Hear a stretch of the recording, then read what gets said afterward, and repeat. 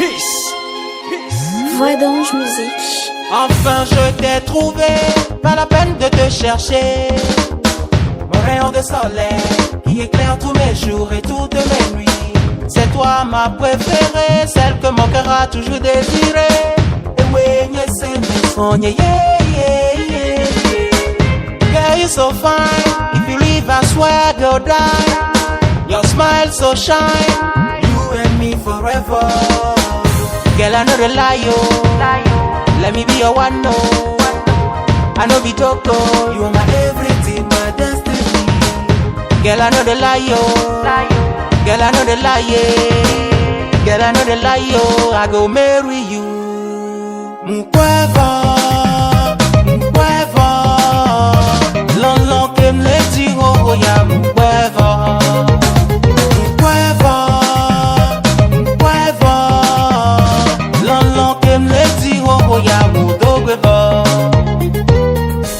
Since time I touch you, I see my soul growing up. My holy heart desire you. Baby girl, don't drive me so crazy. Sans trop de folie, tu as conquis mon cœur. Sur ma vie, je promets de t'aimer jusqu'à l'éternité.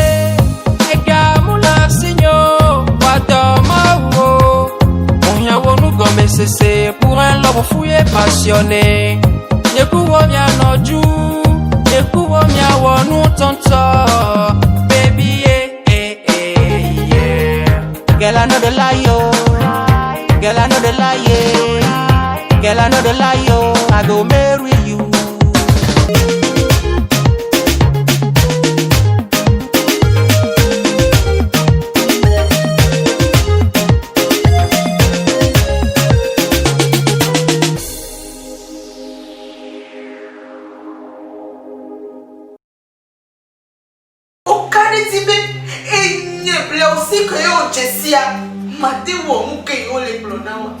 Bagiti, et finir on est pour Punawa. Non, oui, mais.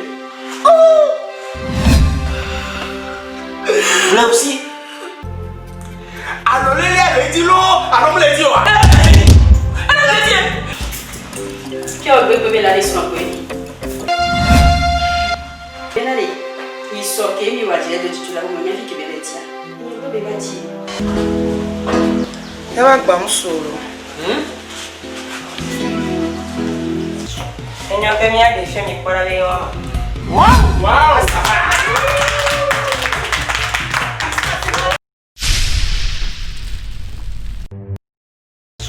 Il y a combien de films pour aller voir? Wow!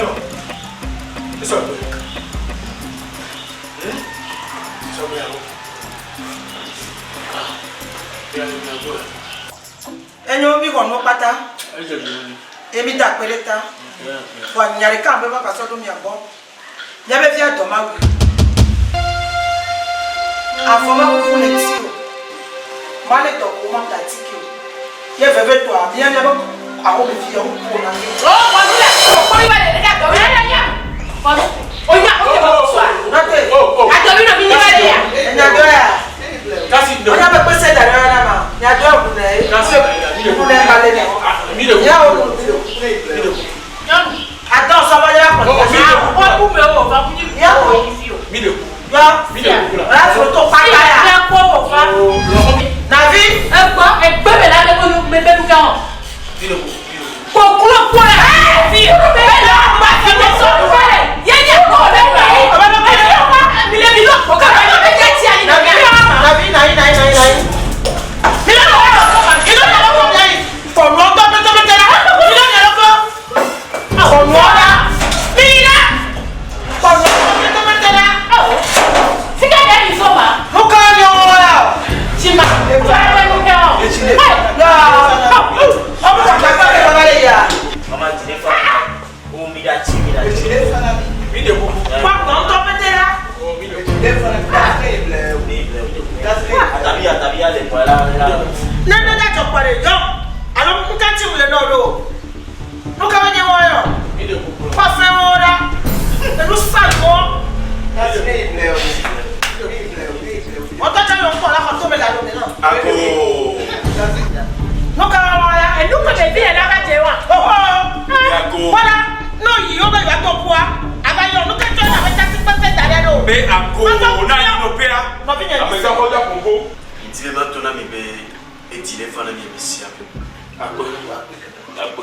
Et là,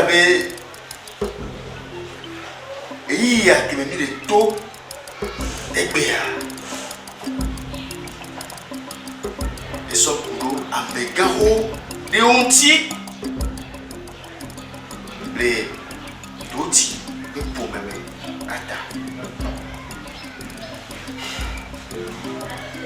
Et son boulot à Megaro, ontia.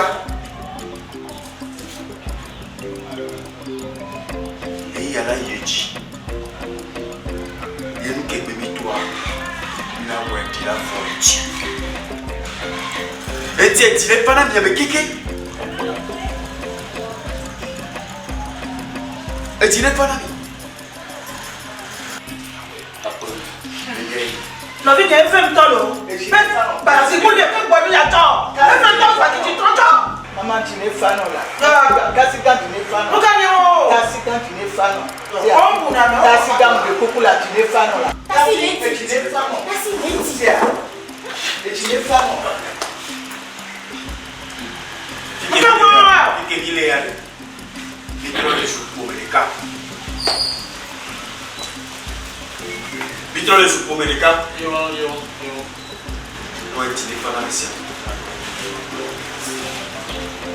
Regardez la cima. Regardez la cima.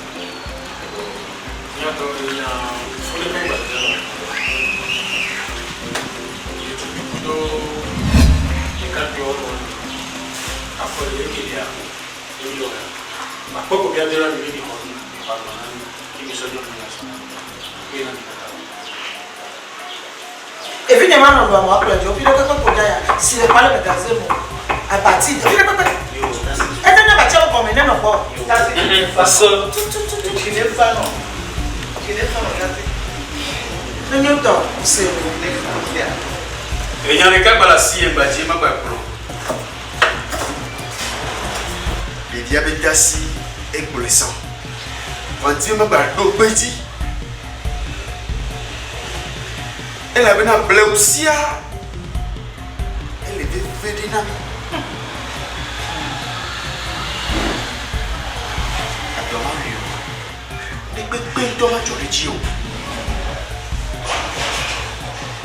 Et quand tu es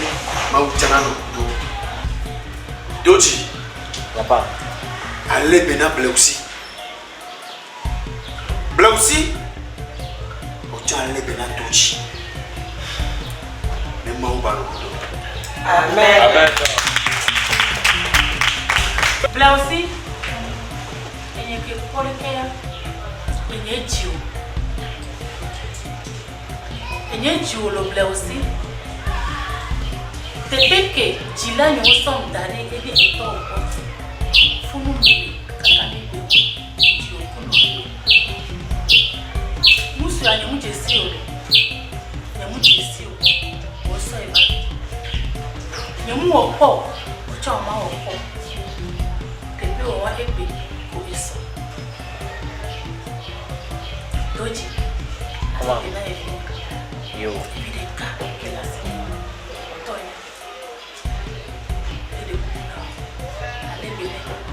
Yo, maman. Yo, c'est...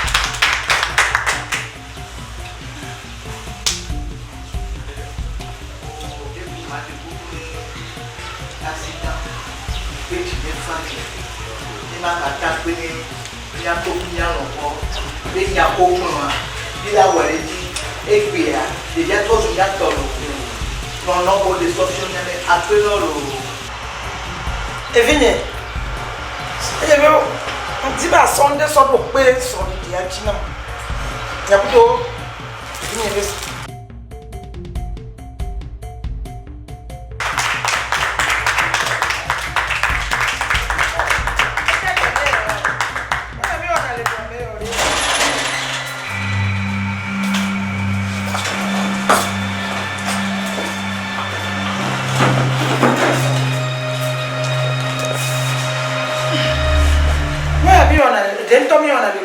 America, America nuclear.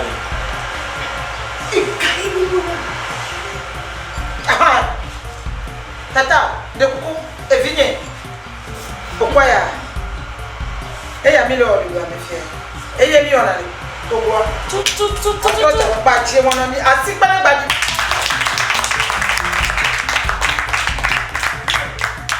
Viens là. Asaka, pourquoi moi de moitié? Oh, Navi, Baja.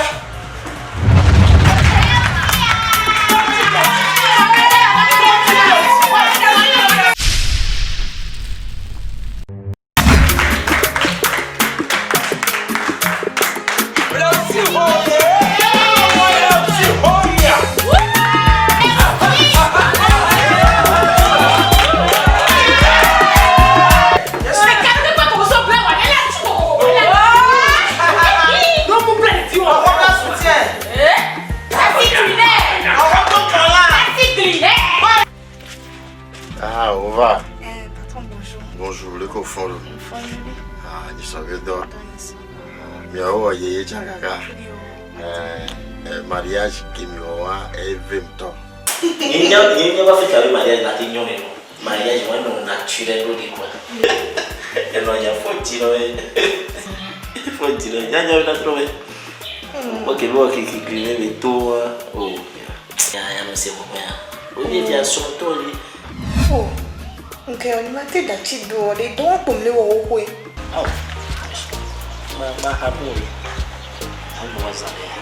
C'est ma message. Bon, le gars pour. Non, mais t'es tailleur. Ah, tiens. Nien kim ton ayo. Mbe fi fi o le va tomber ma. Patron, ok, baby, ma va pas me. Enfin je t'ai trouvé, pas la peine de te chercher. Mon rayon de soleil qui éclaire tous mes jours et toutes mes nuits. C'est toi ma préférée, celle que mon cœur a toujours désiré. Et oui, c'est mes soignes, yeah. Girl, you're so fine, if you leave I swear I go die.